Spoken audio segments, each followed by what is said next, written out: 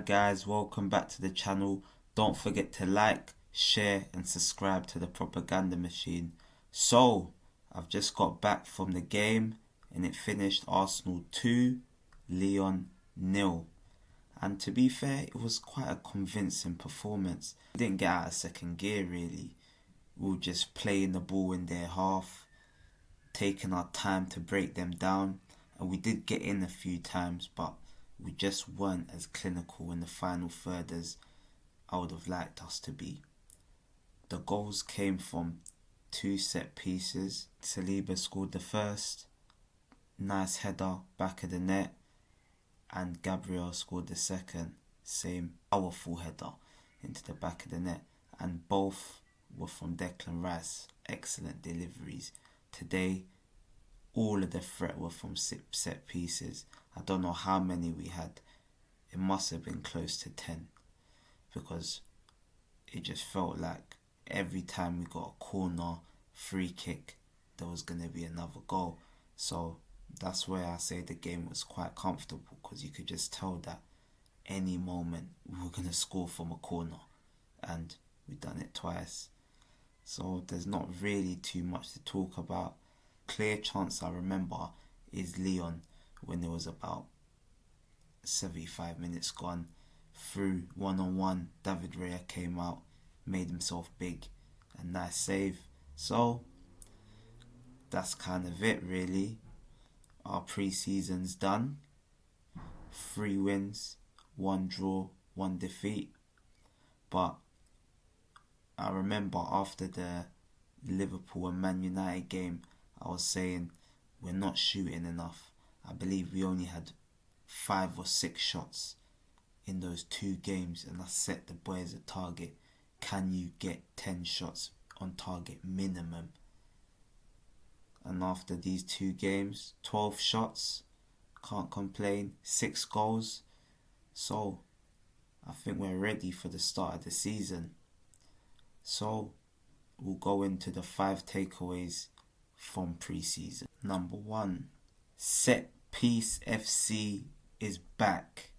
Arsenal, we scored 20 set piece goals last season out of our 91 goals, which was roughly 22% of our goals were from set piece. And I think this season we might need some more set piece goals. We might need to take it a notch further, along with our goal scoring, predicting 25 set piece goals in total. So whether that's free kicks, corners, penalties, at least 25. And I want 100 goals, because I believe if we are going to win the league, we need to score over 100 goals. So that's what I'm expecting for the season. That's my first takeaway. My second takeaway is our new defensive still. We've got the cover. Now, Zinchenko, he might only need to play maybe home games against lower opposition or lesser teams in the cup. That should be his new role, because first, Yuri Timber, he made his return back to the first team, and he was in pre-season looking very solid. He's looking like he can do a job any position on the pitch. He's ready to do the job. But we know he's just coming back from an injury, so we do not want to rush him back. And the second signing, he made his debut today, Ricardo Calafiori. Already, just from the looks of him, he looks like a defender that just goes straight into his attacker. No games, none at all. He's ready to engage. None of this backing off that Zinchenko does. No, he's coming to get you. And he looks like if he doesn't get the ball, he's getting the man. And that's what I need for my defender. To use your brain. Number 3. Oh, this is promising. The youngsters. Miles Lewis-Skelly and Ethan Nwaneri. They were the 2 standouts. But I got to give an honourable mention to Aiden Heaven, 17. He's got a bright future. Josh Nichols, 18. And Salah, Ulad Mahand, who's a bit older. But Skelly and Wanyeri, wow, you two are very special players. They are both 17 years old and they look like the two that are braced to break into the first team this season. We don't want to get carried away or put too much pressure on them, but I think we'd all like to see them in cup games because in this pre-season tour they've looked like they can handle the first team. Arteta's gave them the most minutes. He's played them every single game. So Miles Lewis-Skelly and Ethan Wanyeri, I'm very, very interested to see where they're going to play, because Ethan can also play on the right, deputy to Saka potentially, although I'd like to see a senior forward come into the team, but he can also play on the right where Odegaard plays and the left, so he's flexible. He's already showing that he can adapt to what the manager wants, and he's very brave on the ball, which this is what we like. We like risk takers because we don't seem to have enough in Arsenal.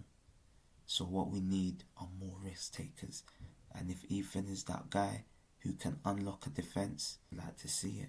Also, Miles Lewis-Skelly, he can play left back inverting, and I'm led to believe he can play the left 8. So I'm very intrigued to see how the two of these boys do next season, and I just hope they can get some minutes. At least, come on, 500 minutes Arteta between the two of them. That should be a nice introduction to first team football. Number 4. Oh, this is our star boy.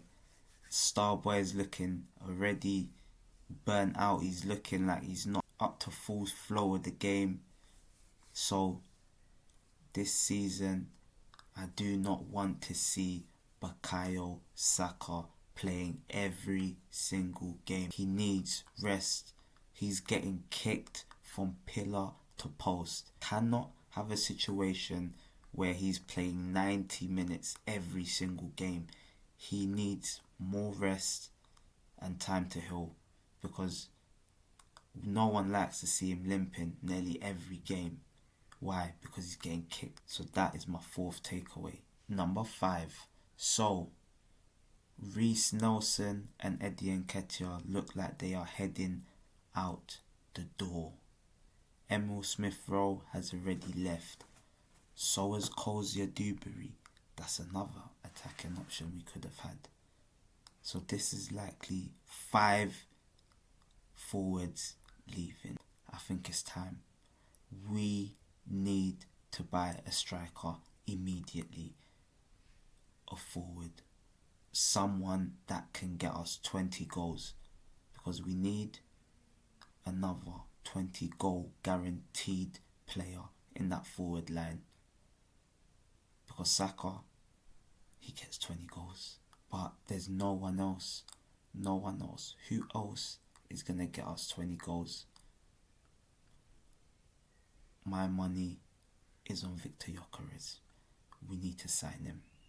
We should sign him. We should be doing everything we can to sign him. Whether it's the 65 million, that's not a lot of money in today's market. Dominic Solanke just went for 65 million. Edu, pay the money. Get us a striker. Or if you're not getting us a striker, Nico Williams, go and hammer the door down. Pay the release clause. Get these players in. Because there's no excuses. This is our year.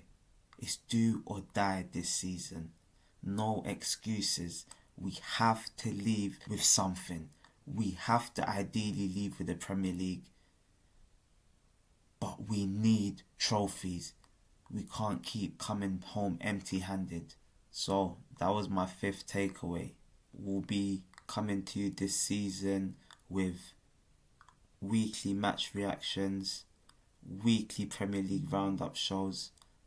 We're going to be doing things here on this channel, so don't forget to like, share, comment and subscribe to the Propaganda Machine. Bless people.